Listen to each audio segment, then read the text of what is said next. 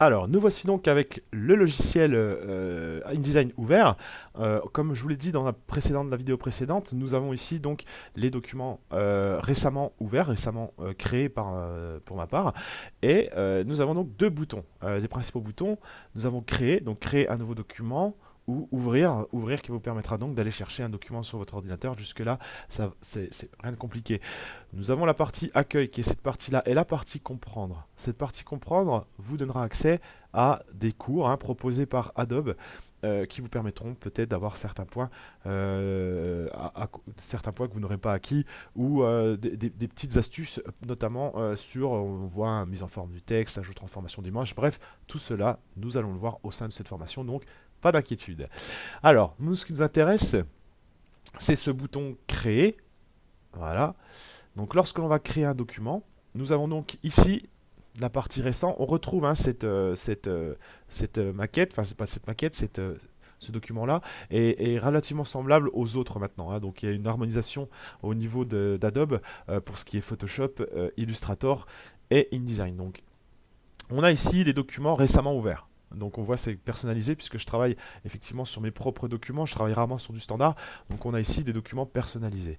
On a des documents que l'on peut enregistrer. Ça, vous pouvez enregistrer vos propres documents si vous utilisez beaucoup de formats qui ne sont pas des formats compris dans les normes, type A4, A5. Vous pouvez créer vous vos propres formats. On a aussi des formats préenregistrés ici. Donc on a la partie impression. Donc on voit A4, lettres légales, tabloïd. Et on peut afficher ici d'autres formats proposés par Adobe directement, ce qui vous fera gagner quand même un petit peu de temps. On a la partie web. Donc pour rappel, lorsqu'on travaille sur le web, on parle en pixels et non pas en millimètres. Donc là pareil, on a des normes au niveau web. Donc là, on est généralement sur des résolutions d'écran classiques, d'accord. Et la partie mobile, puisque maintenant, c'est de plus en plus tendance de faire ce qu'on appelle des wireframes ou des choses comme ça qui nous permettent d'interfacer des applications mobiles et tout ça. On peut le faire via InDesign, même s'il y a d'autres logiciels maintenant qui sont conçus pour ça dans Adobe.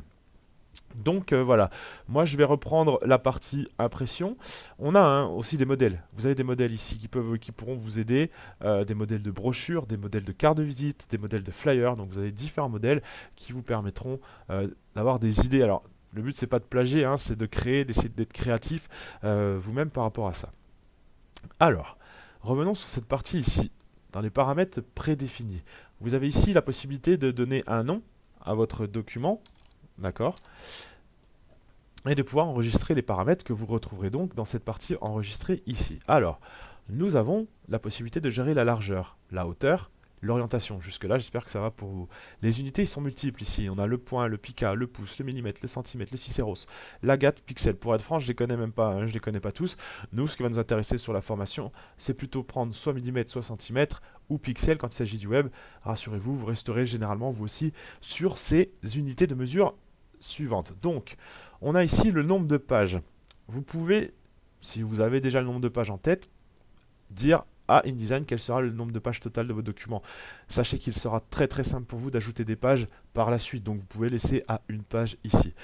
Les pages en vis-à-vis sont des pages qui sont collées, donc par exemple si vous avez une présentation à faire qui ne comprendra pas de brochure, qui ne sera pas imprimée, vous pouvez décocher cette page, cette icône page en vis-à-vis. Par contre, si vous avez un magazine, si vous avez un magazine à faire, alors là, pensez à bien cocher, laisser cocher page en vis-à-vis pour avoir une page de gauche, une page de droite.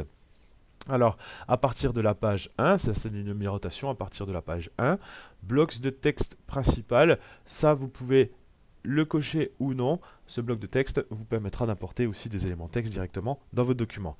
Les colonnes. Alors, sachez qu'en PAO, donc je vais vous aider, regardez, on va mettre aperçu.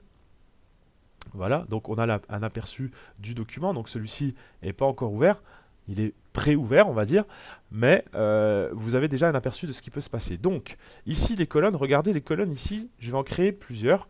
Sachez qu'en PAO, on utilise beaucoup de colonnes, notamment lors de la création d'un magazine ou lorsque vous travaillez sur un magazine, vous avez la possibilité ici de gérer 1, 2, 3, 4, 5, 6, 7 colonnes comme vous voulez. Les standards généralement sont de 3, 6 colonnes.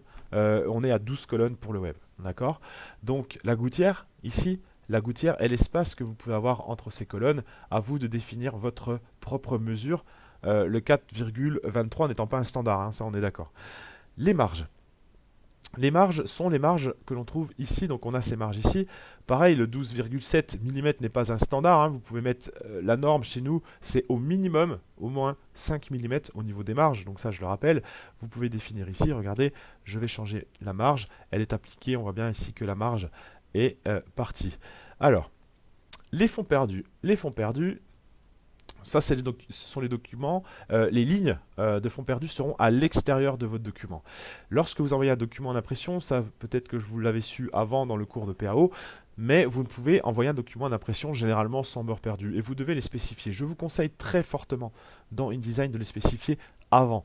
Donc, dans ce cas-là, je prends un exemple. Pour un document A4, je vais avoir 2 à 3 mm de fonds perdus. Je vais les laisser là. Et laisser à 2 mm pour pouvoir ensuite l'utiliser sur mes traits de coupe lors de l'exportation de mon document. Les lignes blocs, pour l'instant, on ne va pas le voir. On va laisser ça de côté pour l'instant. On le verra plus tard. Mais voilà ce qui est important pour vous.